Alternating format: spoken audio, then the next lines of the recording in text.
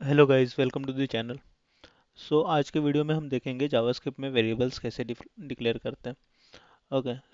First thing is JavaScript में variables जो होते हैं वो टाइप बाइंडेड नहीं होते हैं। इसका मतलब जावास्क्रिप्ट में वेरिएबल्स डायनामिक होते हैं। डायनामिक का क्या मतलब है कि डायनामिक की जावास्क्रिप्ट में कोई भी वेरिएबल अपन असाइन डिक्लेयर करेंगे तो उस वेरिएबल में हम कोई भी डेटा टाइप की वैल्यू असाइन कर सकते हैं। जैसे सी या सी प्लस प्लस या जावा में अगर आपने पढ़ा होगा तो वहाँ पे वेरिएबल डिक्लेयर करने के लिए अपने को डेटा टाइप यूज़ करना पड़ता था। मतलब कौन से डेटा टाइप का वेरिएबल है। जैसे डेटा टाइप्स होते थे इंट या फिर सॉरी, ये क्या हो गया, इंट होता था या फिर कैर होता था या डबल डबल होता है या फिर बुल या बुलियन ऐसा होता है। इतने सारे वेरिएबल, ये इतने सारे डेटा टाइप्स होते हैं। और जैसे कोई इंट वेरिएबल मेरे को डिक्लेयर करना है तो इंट, फिर मुझे ऐसे वेरिएबल का नाम देके कोई वैल्यू असाइन ऐसे हो सकता था। या फिर वैल्यू ना असाइन करो तो भी मेरा वेरिएबल, क्या ये ऑटो कंप्लीट भी ना, हाँ ठीक है। तो ऐसे होता था। तो इसका ये लाइन का क्या मतलब होता था, लाइन नंबर 6 का, कि मैंने इंट टाइप का एक वेरिएबल बनाया जिसका नाम नम है, ठीक है। बट तो इसमें क्या होता था कि जैसे नम, ये जो वेरिएबल है इसमें मैं सिर्फ नम न्यूमेरिकल वैल्यू ही असाइन कर सकता था, डेसिमल तक भी मैं असाइन नहीं कर सकता था। जैसे डेसिमल के लिए मुझे क्या करना पड़ता था, डबल डबल टाइप का वेरिएबल बनाना पड़ता था। डेसिमल, डेसिमल नंबर, ऐसे कुछ वेरिएबल का नाम तो कुछ भी दे सकते थे। तो तब जाके फिर ये जो डेसिमल नम है, डेसिमल नम, इसमें अपन कोई भी डेसिमल पॉइंट वाली वैल्यू स्टोर करा सकते थे। और ये नम वाले इसमें नहीं हो सकता था क्योंकि वो इंटीजर था। इंटीजर मतलब सिर्फ न्यूमेरिक वैल्यू भी without decimal point number values वो स्टोर कर पाता था। सिमिलरली कैर के केस में सिंगल कैरेक्टर स्टोर होता था।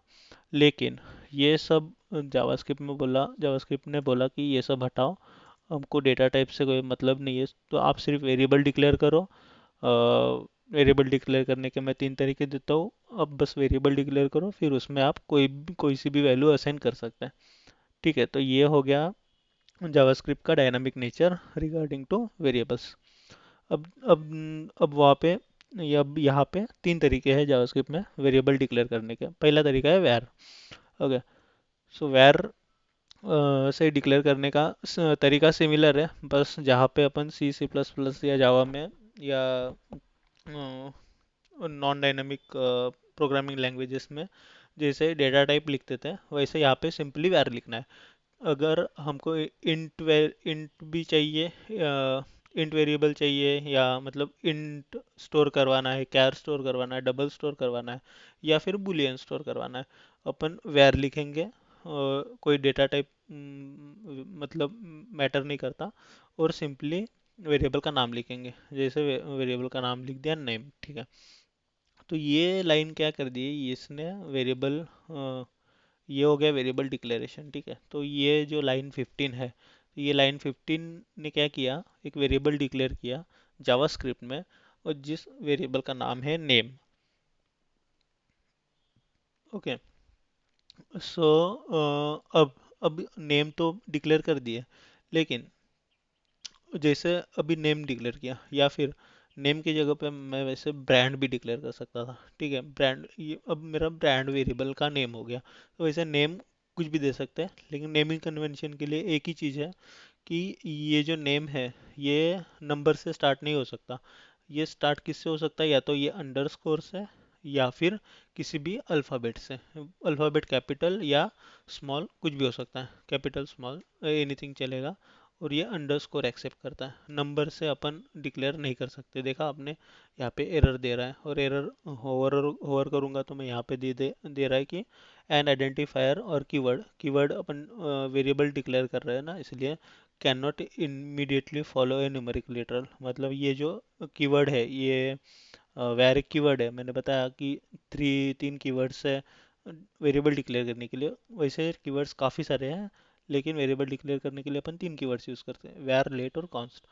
So variable can not follow numeric directly, यहाँ पे दिखा है वेरिएबल, और यहाँ पे एरर भी आया है, ठीक है। तो नंबर से अपन स्टार्ट नहीं कर सकते वेरिएबल का नेम, या तो अंडरस्कोर या तो अल्फ़ाबेट से। वो कैपिटल स्मॉल दोनों हो सकता है, दोनों वैलिड है, ठीक है। तो ब्रांड नाम का वेरिएबल डिक्लेयर हो गया, लाइन नंबर 15 का यही काम था, वेरिएबल डिक्लेयर हो गया, कर दिया उसने। तो अभी अपने पिछली वीडियो में देखा था कंसोल डॉट लॉग करने पे ये जो कंसोल है इसमें अपने को वो प्रिंट करता है। तो लेट्स देखते हैं ब्रांड। अभी देखो जैसे अपन ने ब्रांड ब्रांड ये डिक्लेयर तो कर दिया, लेकिन ब्रांड को कोई वैल्यू असाइन नहीं करा, तो क्या प्रिंट करता है ये, मतलब बाय डिफॉल्ट क्या वैल्यू होती है किसी वेरिएबल की, जब अपन वेरिएबल वैर नाम से वैर कीवर्ड से कोई वेरिएबल डिक्लेयर करते हैं, तो उसका आंसर है अनडिफाइंड, ठीक है। अनडिफाइंड ये वैल्यू होती है बाय डिफॉल्ट वेरिएबल की, जब अपन वैर कीवर्ड से वेरिएबल डिक्लेयर कोई भी वेरिएबल डिक्लेयर करता है। और ये हो गया, ठीक है। अभी ये लाइन नंबर 15 पे अपन देखा ये सिर्फ वेरिएबल डिक्लेरेशन था, ठीक है। तो अभी क्या करते हैं, ये वेरिएबल हो गया, अब इसको यूज़ कैसे करना है? तो सिंपल है, अगर इसको कोई वैल्यू असाइन करना है तो ये ब्रांड हो गया, इसको कोई भी वैल्यू असाइन कर दो, जैसे टाटा, ठीक है। तो ये टाटा एक ब्रांड हो गया, ये एक स्ट्रिंग हो गई, ये वैल्यू अपन ने असाइन कर दी। तो इफ़ मैं यहाँ पे कंसोल लॉग करता हूँ ब्रांड की वैल्यू फिर से, तो अब देखेंगे, तो देखो जब डिक्लेयर की है तब अनडिफाइंड थी, जब यहाँ पे मैंने असाइन की है टाटा, तो ये टाटा, ठीक है। तो ये अब ये क्या हो गया, मैंने ये यहाँ पे स्ट्रिंग वैल्यू असाइन करी, लेकिन मैंने ये वैर कीवर्ड कौन सा यूज़ किया, सिर्फ वैर कीवर्ड यूज़ किया है, स्ट्रिंग ऐसा कुछ कीवर्ड यूज़ नहीं किया है, ठीक है। तो मतलब क्या, मैंने कोई डेटा टाइप स्पेसिफाई नहीं किया, बट फिर भी मैं स्ट्रिंग वैल्यू असाइन कर पा रहा हूँ। अब देखते हैं डायनामिक असली में डायनामिक होता है क्या जावास्क्रिप्ट। तो ये वो चेक करने के लिए क्या करना पड़ेगा, अपन ने स्ट्रिंग वैल्यू असाइन करके देख लिया, ठीक है। तो अब क्या करेंगे, इसी ब्रांड नाम के वेरिएबल में अपन एक कोई सा भी नंबर स्टोर करके देखेंगे, जैसे नंबर 1290, ठीक है, 1290 स्टोर करके देखेंगे। और फिलहाल अपने एडिटर में, कोड एडिटर में, visual studio VS code use कर रहा हूँ मैं, तो उसमें वीएस कोड की तरफ से तो कोई एरर नहीं आ रहा है, ठीक है। अब कंसोल लॉग भी करके देख लेते हैं ब्रांड कि सही में ये जो नंबर है, यहाँ पे मैंने इंटीजर वैल्यू असाइन करी है, राइट, इंटीजर वैल्यू असाइन करी है। तो अगर इंटीजर वैल्यू असाइन हो गई, या फिर ये वाली जो लाइन है, तो ये 1290 प्रिंट कर दिया, तो इसका मतलब क्या, हाँ सही में जावास्क्रिप्ट डायनामिक है। और हाँ ये देखो, यहाँ पे मैंने सेव जैसे ही सेव किया, यहाँ पे 1290 प्रिंट हो गया, मतलब कि हम ये वेरिएबल में कोई सी भी वैल्यू जो जावास्क्रिप्ट सपोर्ट करता है वो असाइन कर सकते हैं। अब जावास्क्रिप्ट कौन कौन सी वैल्यू सपोर्ट करता है, ये डेफिनेटली नेक्स्ट वीडियो में देखेंगे, अदरवाइज ये वीडियो काफ़ी बड़ा हो जाएगा। ओके, सो वैर के रिलेटेड एक और चीज़, यहाँ पे लाइन नंबर 15 में अपन ने सिर्फ वेरिएबल डिक्लेयर किया है, ठीक है।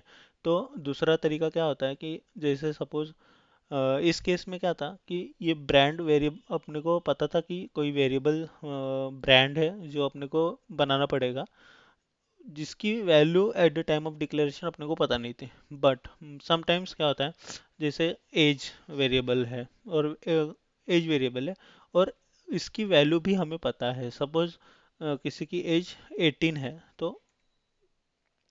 उसकी वैल्यू भी हमको पता है at the time of declaration. तो ये क्या हो गया, ये डिक्लेरेशन एंड इनिशियलाइजेशन। तो इसका मतलब क्या हो गया, अपन ने वेरिएबल एज नाम का वेरिएबल डिक्लेयर किया, और साथ ही साथ at the time of declaration initialise भी कर दिया, मतलब कि उसको एक इनिशियल वैल्यू भी दे दी 18। और इसकी ये जो वैल्यू है सेम, आप चाहे तो नंबर ही असाइन कर सकते हैं, जैसे 18 है, या फिर ऐसा कुछ केस है कि चलो उसका बर्थडे आ गया नेक्स्ट, और उसकी वैल्यू बढ़ गई, मतलब 1 साल से वो बढ़ गया, बड़ा हो गया, तो उसकी वैल्यू अपन उसको इंक्रीमेंट करके 19 भी कर सकते हैं। और हम इनको वेरीफाई करने के लिए दो जगह पे कंसोल भी लगा सकते हैं, ठीक है। ये पहला कंसोल, देखो पहला कंसोल 18 दे रहा है, और सेकंड वाला कंसोल यहाँ पे 19 प्रिंट करा रहा है। तो ये as a starting beginner, for beginner specially, ये वेर के लिए इनफ है I think. Let's move to late.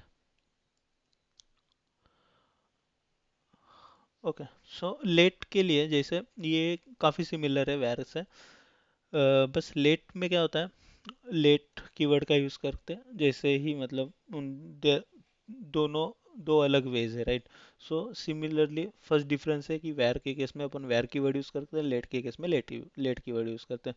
और सेम, और लेट कीवर्ड के बाद वेरिएबल का नेम डिक्लेयर करते हैं. जैसे वेरिएबल का नेम कोई डिक्लेयर करना है, तो जैसे सपोज आइटम डिक्लेयर किया, तो सेम ये अपन ने क्या किया, अपन वेरिएबल के केस में देखे थे, वेरिएबल के केस में कि लाइन नंबर 15 पे क्या किया अपन ने, वेरिएबल डिक्लेयर किया. तो सेम यहाँ पे भी वेरिएबल डिक्लेयर किया without any initial value. Okay.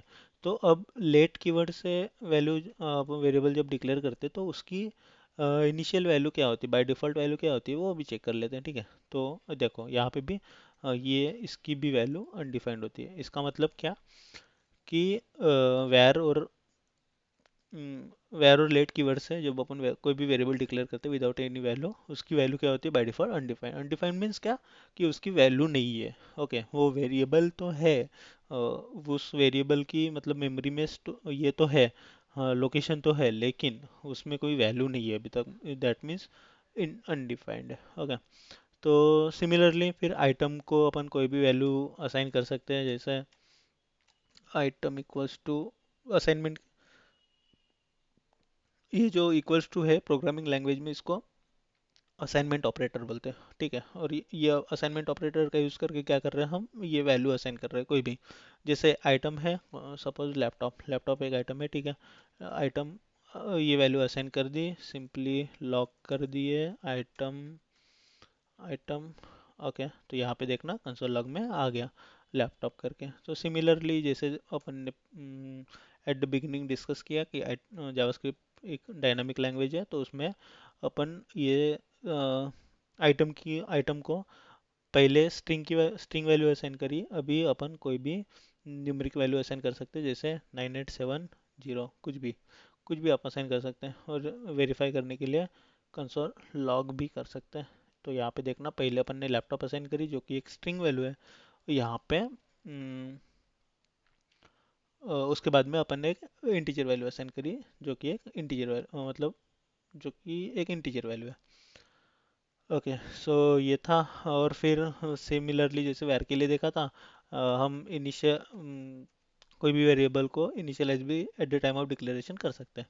Late से कोई वेरिएबल है जैसे कलर. ओके. कलर, कलर नाम का एक वेरिएबल है, तो उसको सपोज हमको कोई वैल्यू पसंद है at the time of declaration only, so हम लेट से ऑरेंज कलर, तो ऑरेंज कलर अपने को पसंद है, लेकिन हाँ, तो यहाँ पहले प्रिंट करके देख लेते हैं कि कलर की वैल्यू सही में ऑरेंज असाइन हुई या नहीं हुई है. ओके. तो नीचे में अभी सपोज ये कोई किसी का फेवरेट कलर था ऑरेंज, लेकिन उसका मूड चेंज हो गया, उसका फेवरेट कलर ब्लू हो गया, ठीक है. तो अपन उसकी वैल्यू चेंज कर सकते हैं आसानी से, ब्लू कर सकते हैं, लॉक कर दिए कलर. ओके.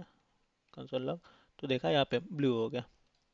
तो यही है. और वेरिएबल देखो, वेरिएबल का ये मतलब होता है कि वो उनकी वैल्यू अपन रीअसाइन कर सकते हैं, ठीक है. और as a JavaScript language, JavaScript nature of dynamic, अपन कोई भी वैल्यू रीअसाइन कर सकते हैं. मतलब पहले सपोज अपन ने स्ट्रिंग असाइन की है, तो बाद में अपन इंटीजर भी असाइन कर सकते हैं, या फिर पहले इंटीजर असाइन किया तो बाद में स्ट्रिंग भी असाइन कर सकते हैं. तो it doesn't matter. Okay. Okay. So ये हो गया. फिर अपन देखते हैं कॉन्स्ट कीवर्ड. तो अभी यहाँ पे अपन ने देखा दो चीज़ वैर और लेट के केस में, कि अपन ने वेरिएबल डिक्लेयर कर दिए थे, ठीक है, विदाउट एनी वैल्यू, और उनकी बाय डिफ़ॉल्ट वैल्यू क्या आ रही थी, undefined. But in case of const, const के केस में क्या होता है कि कोई भी वैल्यू, जैसे सपोज मैथ मैथ में पढ़ा होगा जब एरिया ऑफ सर्कल निकाल देते हैं, तो पाए वैल्यू होती थी, ठीक है, पाए. तो यहाँ पे भी सपोज, और उसकी वैल्यू क्या होती थी पाई की, 3.14 मोस्टली ये लेते थे, या फिर 22/7 ऐसा समथिंग कुछ लेते थे. ओके. तो ये किया, ये इस मतलब ये जस्ट एन एग्जांपल है। तो ये सब क्या होती है, ये कांस्टेंट वैल्यू होती है ना। ये सब ये चेंज होने वाली वैल्यू है क्या? नहीं, ये कभी भी चेंज नहीं होगी, ये लाइफ टाइम कांस्टेंट रहेगी। तो ऐसे ही सिमिलरली कुछ भी रह सकता है। जैसे कुछ कन्वर्जन का हो गया, जैसे एक एग्जांपल याद आ रहा है, डिग्री टू फ़ारेनहाइट कन्वर्जन करते हैं। तो वो सब भी कन्वर्जन के लिए जो भी रहते हैं वो कांस्टेंट वैल्यूज रहते हैं। पैरामीटर चेंज हो सकते हैं लेकिन कुछ जो कांस्टेंट रहते हैं अब तो ये सब कांस्टेंट ही रहते हैं, ठीक है। तो उस टाइप की कुछ वैल्यूज अगर डिक्लेयर करने हैं प्रोग्रामिंग में, तो इस कीवर्ड का यूज़ कर सकते हैं जो कभी चेंज नहीं होगा। और अभी एक चीज़ देखो, जैसे कांस्टेंट वैल्यू डिक्लेयर करने के लिए कॉन्स्ट कीवर्ड का यूज़ किया, कोई प्रॉब्लम नहीं है। उसके लिए उसका वेरिएबल का नेम दे दिया, एक दे दिया वेरिएबल का नेम, जैसे लेट और वेयर के केस में भी कोई वेरिएबल का नेम दे दिए थे।